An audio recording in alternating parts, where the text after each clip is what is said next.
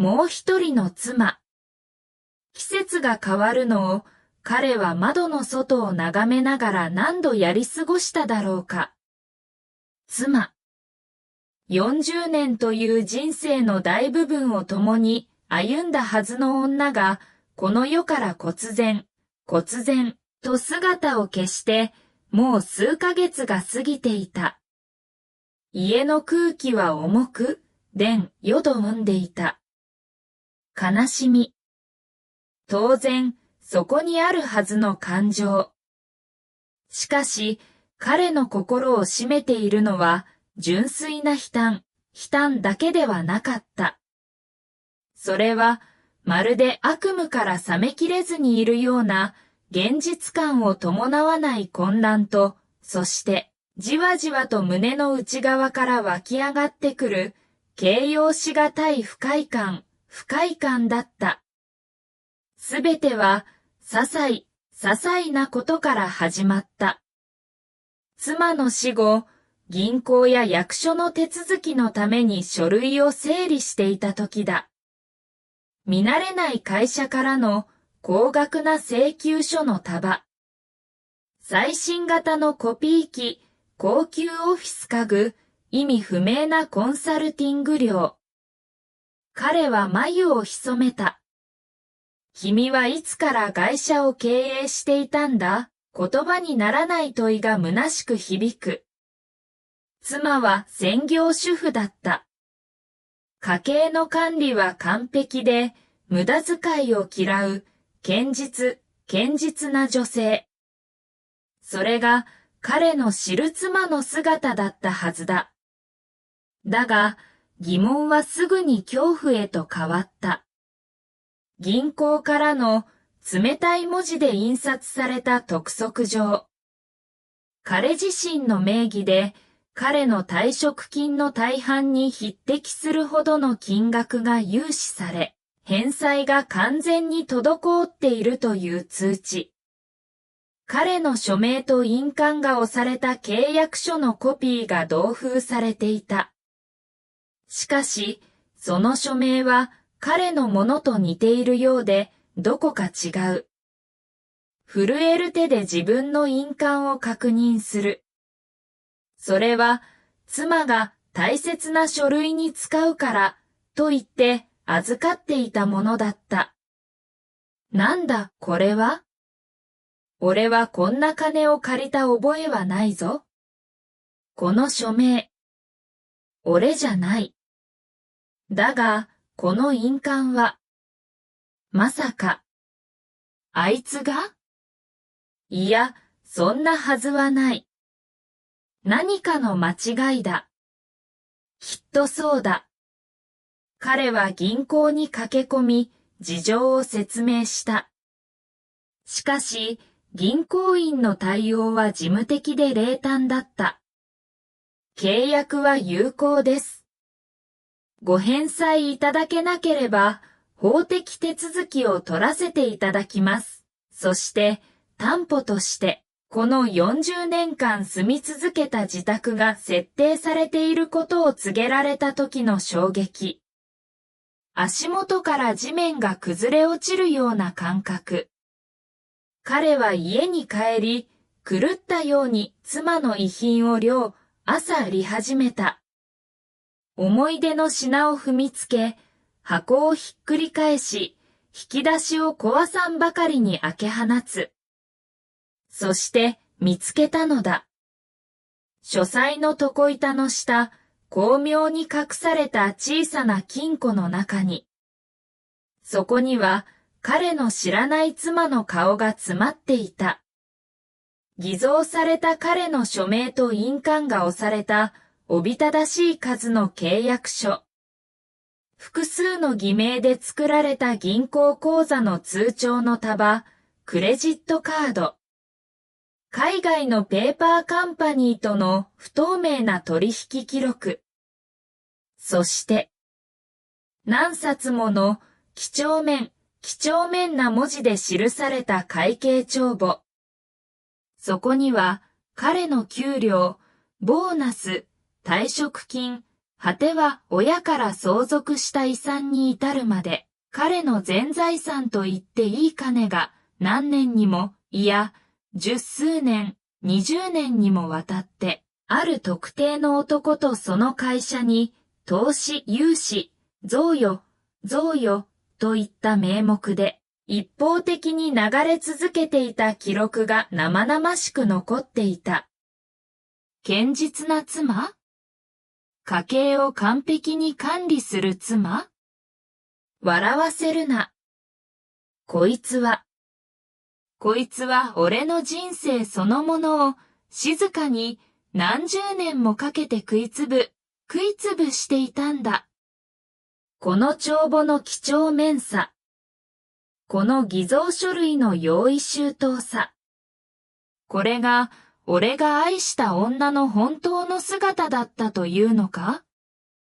40 年間、俺はこの寄生虫に気づかず、居続けてきたというのか。その男の名前。帳簿に繰り返し現れるその名は、記憶の片隅にかろうじて引っかかっていた。かつて彼の会社に出入りしていた、口先ばかりで成果の出せない、取るに足らないと思っていた営業マン。あの男に？なぜ？疑問よりも先に、激しい憎悪と屈辱感が内臓を焼くようにこみ上げてきた。彼の苦しみはまだ始まったばかりだった。警察が家に来た。最初は丁寧だった言葉遣いは、彼が偽造書類や帳簿の存在を認めると、すぐに鋭い尋問へと変わった。奥様は、あの男が関与した組織的な詐欺事件の共犯者として、我々は捜査を進めています。あなたは本当に何もご存じなかったんですか？疑いの眼差し。まるで彼自身が罪を犯したかのように扱われる屈辱。そして、追い打ちをかけるように、銀行や消費者金融からの矢のような催促。自宅のドアに貼られた冷たい差し押さえの札。築き上げてきた社会的信用も、ささやかなプライドも、すべてが音を立てて崩れていく。妻が残したのは、莫大な負債と、犯罪への関与という生きれない疑惑だけだった。彼は文字通りすべてを失ったのだ。40年。真面目に働き、家族を養い、社会的な信用も得てきた。つもりだった。それがこの結末か。あの女一人の底知れない悪意と嘘によって、俺の人生は根こそぎ奪われた。残ったのは借金と世間の冷たい目とこの空っぽの家だけか。絶望が彼を完全に飲み込もうとしたまさにその時だった。一本の電話が鳴った。知らない番号。ためらいながらも彼は力なく電話に出た。若い男性の声、もしもし。旦那様。ですよね。突然すみません。僕は、あの男の息子です。実は、先日亡くなった僕の母が、亡くなる直前に、あなたの連絡先を僕に託して、父の件で、あなたが何か知っているかもしれない、一度話してみてほしい、と。ははは。あなたの奥様。だったんですよね。僕にはずっと父の仕事のパートナーだと。世界から音が消えた。夫は立っていられなかった。床に崩れ落ち、ただ荒い呼吸を繰り返す。電話の向こうの青年が何を言っているのか、後半はもう耳に入らなかった。母。青年は彼の妻を母と呼んだのだ。母だと。あの女が。あの男との間にも。息子が。パートナー？違う。違う。あの女は俺の妻だったはずだ。40年間。俺だけの妻だったはずじゃないのか。じゃあ、俺は何だったんだ？俺たちの結婚は？俺との間に生まれた子供たちは？全部、あの女がもう一つの人生を生きるための都合のいい隠れ蓑で、金づるでしかなかったというのか。俺の40年間は、何の意味もなかったのか。